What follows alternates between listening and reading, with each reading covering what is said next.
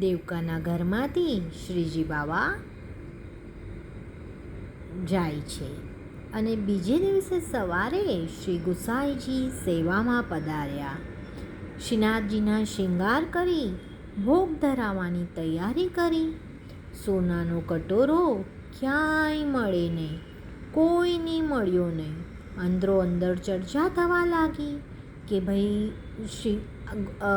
અહીંયાથી સોનાનો કટોરો શ્રીજી બાવાનો ખોવાઈ ગયો છે.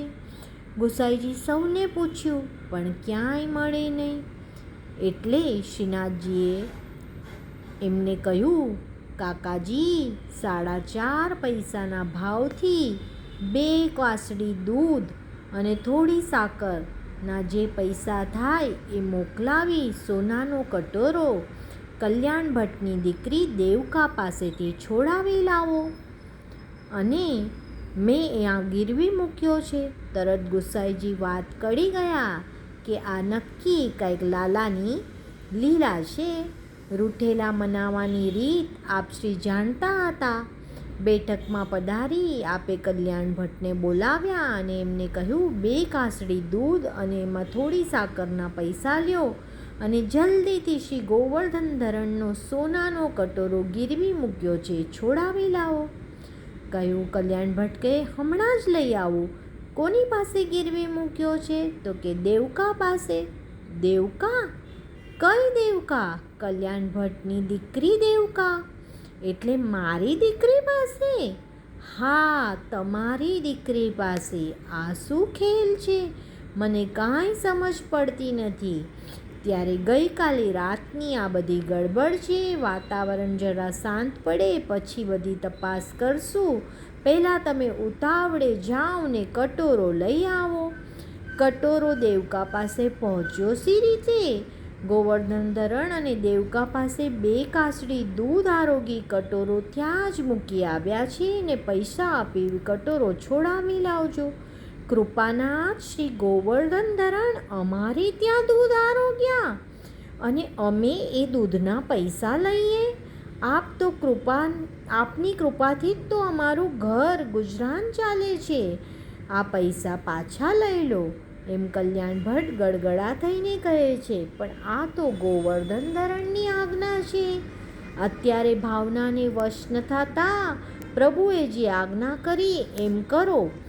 હા કૃપાનાથ, કહેતા કલ્યાણ ભટ્ટ ભાગતા ભાગતા પોતાના ઘરના દરવાજે આવે છે અને પોતાની જાતને જેવા દરવાજામાં પ્રવેશ કરે છે ત્યાં તો દેવકા સામી મળે છે અને પિતાએ પુત્રીને પૂછ્યું, બેટા, તારી પાસે રાતે કોઈ સોનાનો કટોરો ગીરવી મૂકી ગયો છે? હા બાપુ, એક 10-12 વર્ષનો કામણગારો છોકરો 2 કટોરી દૂધ પીવા માટે આવ્યો હતો. 2 કાસડી દૂધ પીવા અને એના બદલે સોનાનો વાટકો મૂકી ગયો છે. અને એ કે મારા ઘરનું, મેં એને ના કહ્યું કે મારા ઘરનું બધું દૂધ દેવદમન માટે છે, પણ એણે કહ્યું, લોભામણી બધી વાતો કરી અને ઊંચા ભાવનો સોદો કરી અને દૂધ પીને ગયો અને પાછા પૈસાય નહોતા. સવારે આપી જઈશ. આ સોનાની વાટકી ગીરવી મૂકી ગયો. હજી જુઓ તો એ આવ્યો નહીં. બાપુ, એ છોરો જો પાછો મળે તો એને આ વાટકી આપવાની છે. એમ કરીને પિતાના હાથમાં વાટકી એણે મૂકી. દેવકાની આંખોના રંગઢંગ તો બદલાયેલા હતા, અવાજ પણ બદલાયેલો હતો. બેટા, આ છોરાએ મારી સાથે આ પૈસા તારા માટે મોકલ્યા છે અને વાટકો મંગાવ્યો છે. કલ્યાણ ભટ્ટે દેવકાના હાથમાં પૈસા મૂક્યા. અરે, ફરી પાછી સાવકારી! બાપુ, તમને આ છોરો ક્યાં મળ્યો? હવે તો મારે એની ખબર લઈ જ નાખવી પડશે. ત્યારે એના પિતા કહે છે, બધાની ખબર લેવાવાળાની તું ખબર લઈશ? કહેતા કલ્યાણ ભટ્ટે દેવકાને સાષ્ટાંગ દંડવત પ્રણામ કર્યા. હા બાપુ, આ શું તમે કરો છો? બેટા, તને ખબર છે છોરો કોણ હતો? કલ્યાણ ભટ્ટ ઊભા થઈ દીકરીનું મસ્તક વહાલથી ચૂમી લીધું. ના પિતાજી, મને નથી ખબર. અરે, એ તો સ્વયં ગોવર્ધન ધરણ પોતે હતા. કોણ?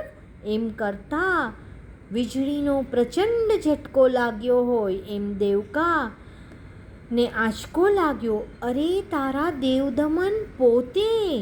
કલ્યાણ ભટ્ટનું વાક્ય પૂરું કરે એ પહેલાં તો દેવકા મૂર્છિત થઈ જમીન પર ઢળી પડી. કલ્યાણ ભટ્ટ ઘરવાળાને દેવકાને સોંપી અને ભાગતા ભાગતા મંદિરે વાટકો લઈને પહોંચ્યા. ગુસાઈજીએ માંજાવી વાટકો અને સામગ્રી ધરી રાજભોગ ધરાવી ગુસાઈજી પધાર્યા અને શ્રીનાથજીની લીલાનો ભેદ પામવા આપ શ્રી ધ્યાનમગ્ન થયા.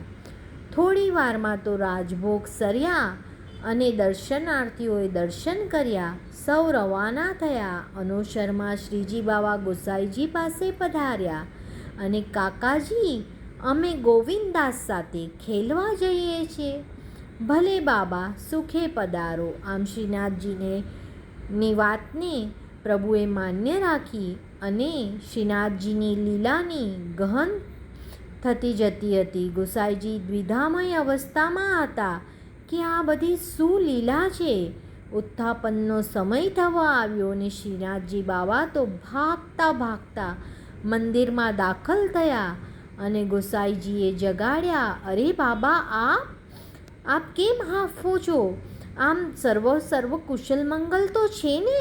કાકાજી, આપ મંદિરના દ્વાર પહેલાં તો બંધ કરી દો જલ્દી અને કમાણને ફટાફટ વસાવી દો. અમે ગોવિંદને દાન આપ્યા વગર નાસીને અહીંયા આવ્યા છે. અમને પકડવા પાછળ આવી રહ્યો છે. આપ બેગીથી કમાડ વસાવી દો. ગુસાઈજી મીઠું સ્મિત કરે છે અને સેવકો પાસે મંદિરના બધા દ્વાર આપશ્રીએ બંધ કરાવી દીધા. પછી પોતે ઉત્થાપન ભોગની તૈયારી કરવા માટે સ્નાન કરવા પધાર્યા. ત્યાં તો બહારથી કમાણના ધબ ધબ ઠોકવાના અવાજ આવ્યા. મહારાજ, આ સારું નથી કરતા. પોતાનો વારો આવ્યો એટલે દાન આપ્યા વિના વયા ગયા, નાસી ગયા. ખેલની આ રીત નથી. ઈમાનદારીપૂર્વક બહાર આવો અને મને મારો દાવ આપો. સાંભળો છો મહારાજ? કમાણ ખોલાવો, અંદર આવવા દો. હું પણ બતાવી દઉં કે દાવ આપ્યા વગર કેમ ભગાય છે.